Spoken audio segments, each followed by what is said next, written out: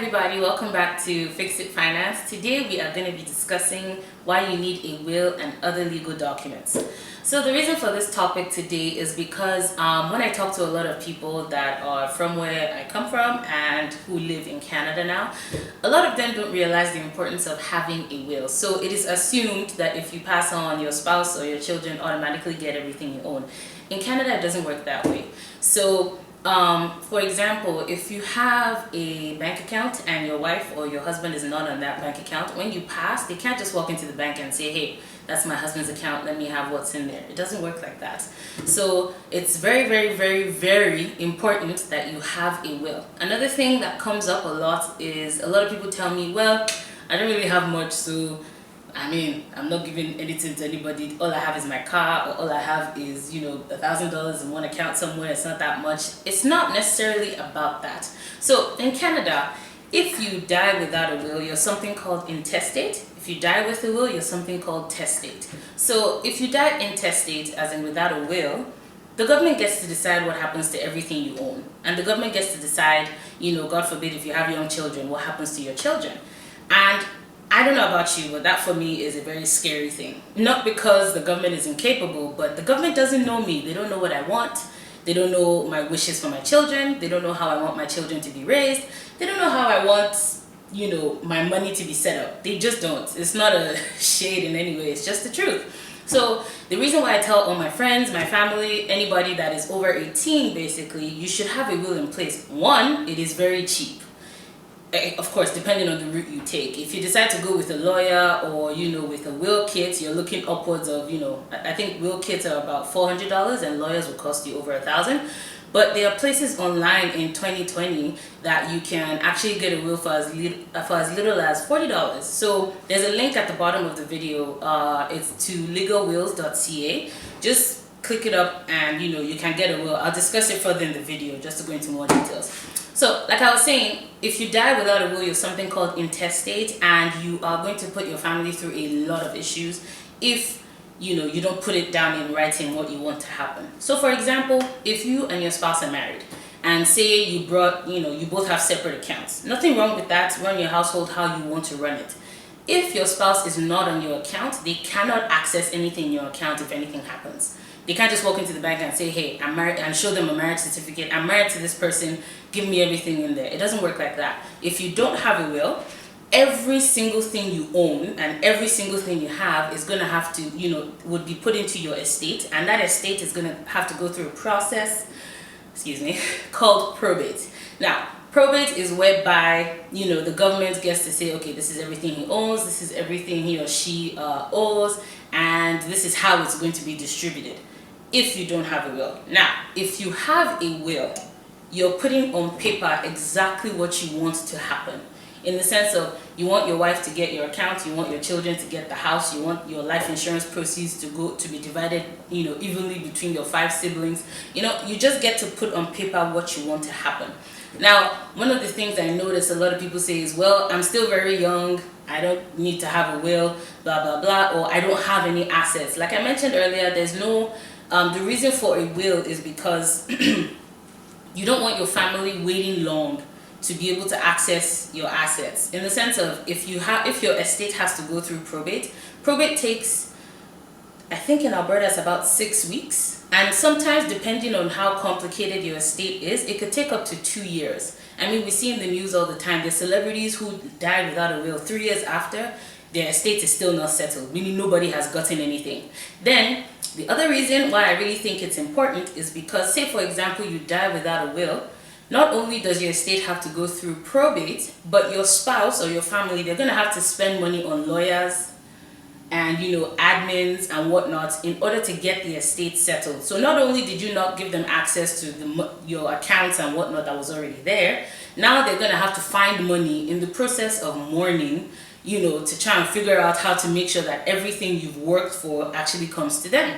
Now, again, it's the length of time and just the stress around it that's just not worth it.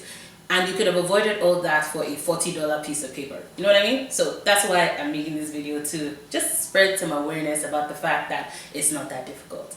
Okay, so I guess I kind of touched on a lot of things already, but I'm gonna speak on the fact that in Canada, it really doesn't work the way it works back home. So I'm going to encourage you as much as possible when you watch this video. I don't just want you to watch it and be like, oh cool, now I know. Actually do something about it. Like, take the time to put a will in place, especially if you have children.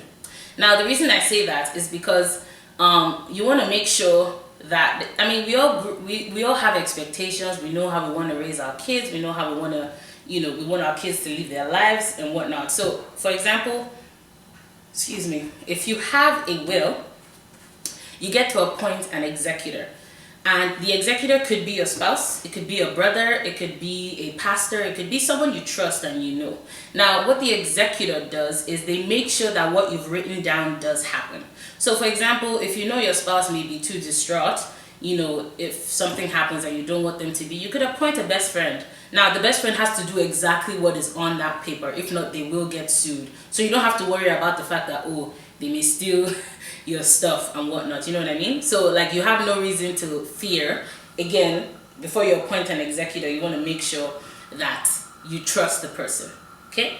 So, the next thing is you also want to make sure, if you have children, that you appoint guardians for those children in your will. So if anything happens, make sure you talk to the person too. Don't let it catch them by surprise. Let your friend or whatnot know that, okay, in case anything happens to us, we would, want you and, your spouse to raise our children. We would make sure that, of course, the life insurance proceeds will make sure that they're taken care of and whatnot. Again, nobody is praying for anything bad to happen. I definitely am not. It's just, when it comes to wealth building and personal finance, I really think a lot of people underestimate the defense portion. A lot of people focus on investing, asset gathering, real estate, and those are the fun stuff. But for me personally, I want to make sure that you have all taken the time to take care of the defense side, which is your life insurance and having a will and the necessary documentation in place. So a will is just one document in terms of the other legal documents that I mentioned earlier in the video. The other documents that I think you should definitely have in addition to a will, one is called a power of attorney. Now, what is a power of attorney? In simple terms, a power of attorney is a legal document that allows you to appoint somebody to be able to take decisions on your behalf if you're unable to. So a power of attorney can apply when you're alive and when you're dead. So for example, if you are working, say for example, you got called away to a different country for work, and your spouse has to make a decision concerning the kids and whatnot. If she has a power of attorney here, she can make those decisions without you here. Of course, having discussed with you, but he or she is able to take decisions in your absence. The next kind of document that you want is called a living will. In Alberta, it's called a personal directive.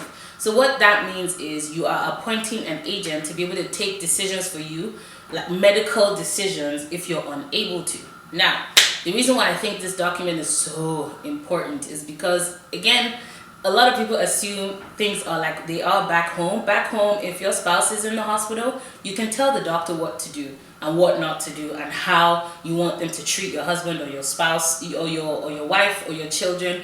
Here, it doesn't work that way, in the sense of, God forbid, if your spouse is in the hospital, say on life support, for example, you may not necessarily get to decide if they keep the machines on or not if you don't have a personal directive for that person. Meaning, this person has granted you access to be able to make medical decisions for them if they are unable to.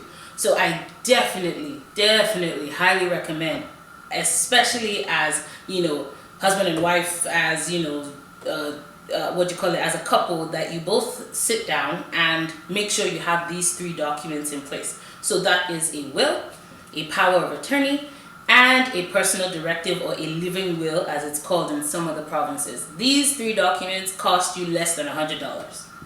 That is why I'm stressing the importance of the fact that you need to get them.